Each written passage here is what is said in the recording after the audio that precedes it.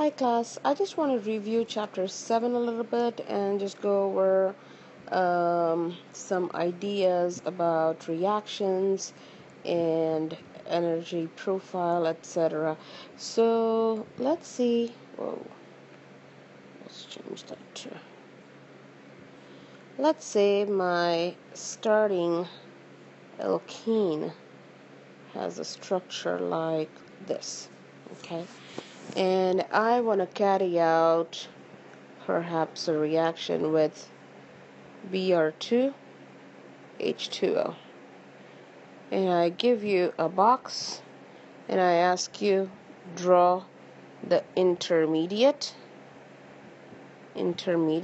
carbocation and draw the final product. Okay, so I'm asking you for the intermediate here. I'm not asking you for the entire mechanism, but I'm asking you for the intermediate. Recall, for the case of bromination, you do get that three-membered triangular intermediate. So essentially we are saying that bromine is going to be polarized, like the delta negative and the delta positive. Essentially the lone pair of the pi electron is going to seek the Br plus, bromide is going to leave, and you're going to end up with the three-membered ring that I was just referring to with a positive charge. So this is your intermediate. That's what I want you to be drawing in this box. And now you have to ring open this and realize I'm running this reaction in water. So you have to run the reaction using water as a nucleophile to ring open. So you have to think about the fact that if you have H2O and there's lone pair of electrons, you can either cleave the bond at A or you can cleave the bond at B. That means either this particular bond can break or that particular bond can break. So the question is, which one is it going to be? And hopefully you can identify that if B breaks, then it is going to cause a positive charge at a tertiary center, which is more substituted, and due to the stability, due to hyperconjugation, that is the carbon that would facilitate ring opening. So you should see the B bond break, and you're going to end up with a positive charge here, which is where water is going to attack. So let's show that attack as well. You will first see OH with a positive charge, and then another water or the other bromide can just pick that proton up so that they give you the final product, which is Br here and an OH here. Okay, let's say this is my substrate for perhaps an oxymercuration demercuration, and that means on my arrow I have a mercury acetate with water followed by an NaBH4, and that would mean that this is going to follow Markovnikov's rule. You have to predict what the product is. That means you're going to add HOH across the double bond in accordance to Markovnikov's rule. That means the carbon, which is rich in hydrogen, is going to continue to get the proton, and the other one is going to end up with the OH. Now realize in this particular case, you would be able to kind of generate like a prepare question as well. So let's say the question is prepare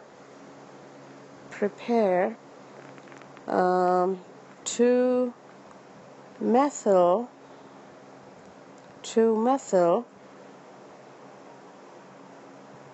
3-pentanol.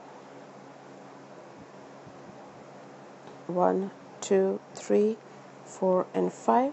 So that's 2-pentanol, not 3-pentanol. 3-pentanol will be. Okay. We'll do both. 2-methyl 2-pentanol, and I want to prepare that from, let's say, I want to prepare that from 2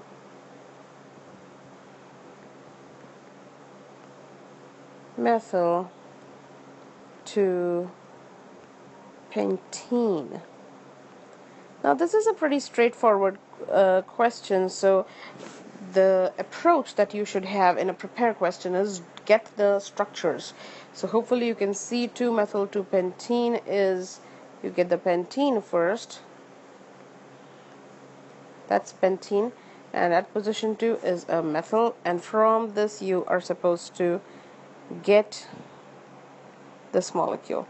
So hopefully you can see that you have added HOH across the bond in accordance to Markovnikov's rule, and since there are only 2 reaction conditions for that, either use H plus with water, alternatively you might be able to use mercury acetate or nitrate with water, followed by sodium borohydride.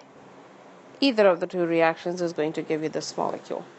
Let's say instead of 2-methyl 2-pentanol, suppose it was 2-methyl 3-pentanol. 3-pentanol, what would you do then?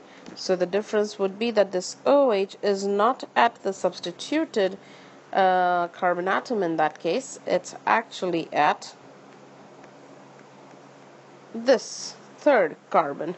So realize this is anti-Markovnikov's rule, and the only one condition that you have learned in order to do this is utilizing the hydroboration reaction. So in that case you will end up using BH3 THF followed by sodium hydroxide and H2O2 as your reaction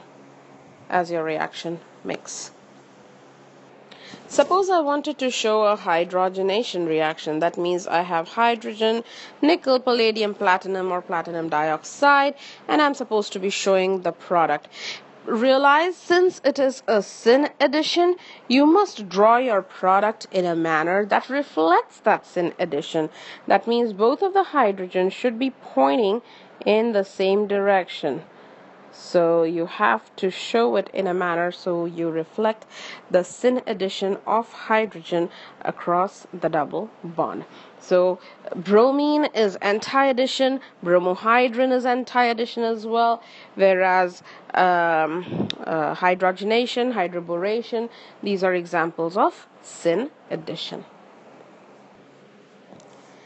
I'm showing you another reaction here. I have an alkyl halide. Hopefully you can realize the presence of the Br, and I'm treating that with a concentrated base, and it's giving me something which is then treated with MCPBA, which is metachloropyroxybenzoic acid.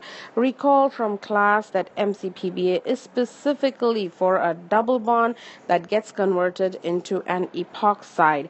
That means this particular structure has to have a double bond. So let's see if we can generate that. Realize that if you have an alkyl halide and you're treating that with a base, you know that Br is a good leaving group, and the reason why that is a good leaving group is because if you add a proton next to it, that means it will become hydrobromic acid. You're converting it into something which is acidic, and that makes it a good leaving group. Now I identified KOH as a base. That means it's seeking some beta hydrogens. Realize this position is alpha position, this position is beta position.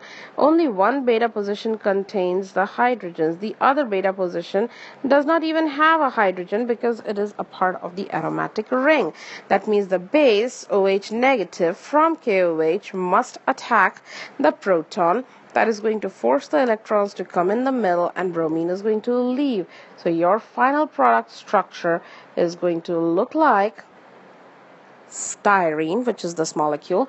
And now when I treat that with MCPBA, it simply is going to generate the epoxide on one of the sides. Now, that doesn't matter whether the epoch side is pointing on top or at the bottom. What's important is that it is a syn addition, and based on the way you draw your product, you have to then make a call as to when you carry out the hydrolysis, what the final product would look like.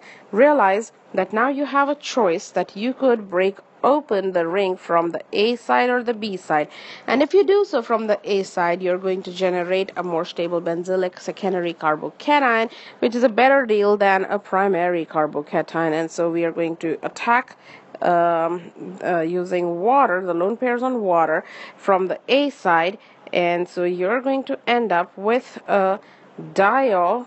Realize this is going to be a backside attack because your OH, the epoxide is going to block the top part in this case for that particular ring. So no nucleophile would be able to get from the same side.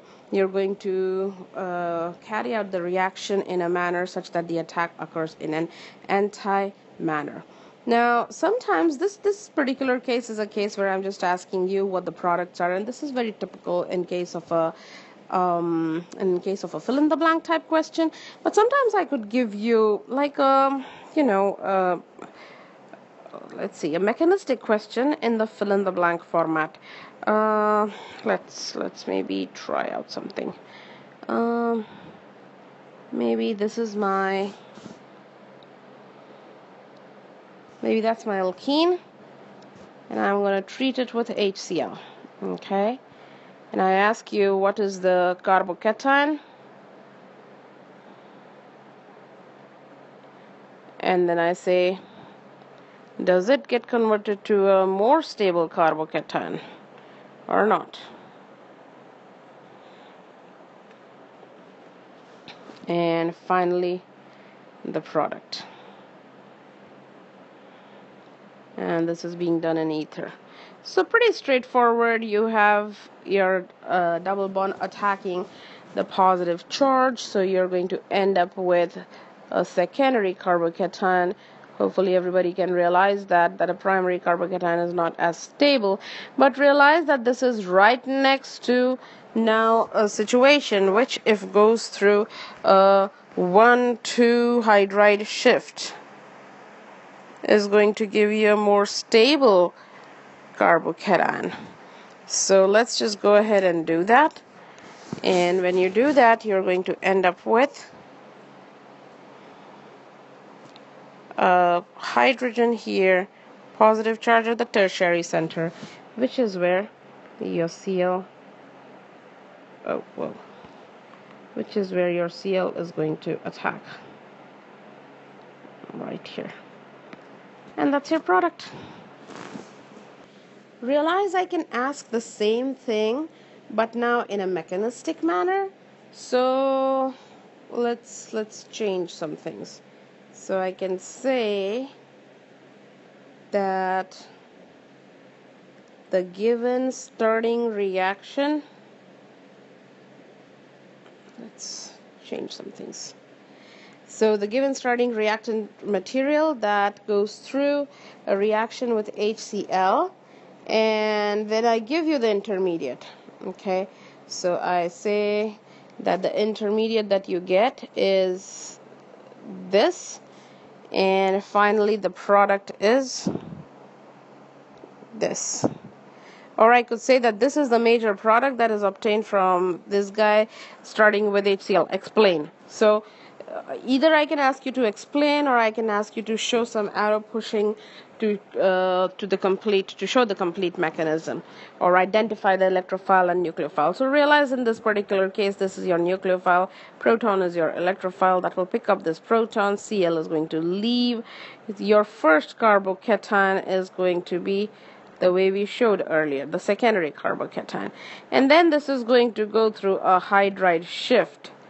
So a 1,2 hydride shift is what is going to give you your most stable carbocation. So you have to show the hydride shift, and then the Cl negative is going to attack. So depending on what the question is, you might have to kind of think along those lines. Sometimes it could just be pushing the arrows, electron arrows, the way there was a question in the take-home quiz. Sometimes it could be like a fill-in-the-blank box type problem. Sometimes it could be a prepare question, or it could just be a mechanistic question. So in this particular case, let's say you had to determine and you had to come up with an energetic, like an energy profile. You know that this is going to go through a rearrangement. So you are, of course, plotting energy versus reaction coordinate, right? And tertiary halide is going to be more stable. So this is an exothermic reaction where you're beginning with your alkene, and that's going to go over. It's going to give you the first carbocation, which is not as stable, and then that's going to give you a more stable carbocation, which is your tertiary carbocation, and then that finally is going to give you the product. So the products are here, reactants are here. This is the first transition state, this is the second transition state, and you have a third transition state. Realize the difference between energy from the reactant all the way to the transition state. That is going to be delta G tau 1, because that is step 1. The first carbocation that you're getting is the secondary carbocation, and it goes through the shift to give you the tertiary carbocation, which is the more stable carbocation. And then when the Cl attacks, you finally get your monochloro product, which is going to be your final product for this reaction. So depending on the number of humps that you get, you can predict the number of steps in the reaction. So realize that could be a part of a multiple choice, even that you're given a curve and you have to predict whether it's endothermic, exothermic, how many steps and things of that nature. What else? Yeah, I think that's about it for now. There is another review sheet, of course, which is online that you can take a look at. But these were a couple of things, couple of ways that the same material can be asked that I wanted you to kind of think about for the exam. And of course, I had already posted the wiki, so please make sure to go over that in order to practice spectroscopy and get a sense of some kind of questions and the level of difficulty through the wikis on alkenes in chapter 6 in spectroscopy. Okay, good luck. See ya.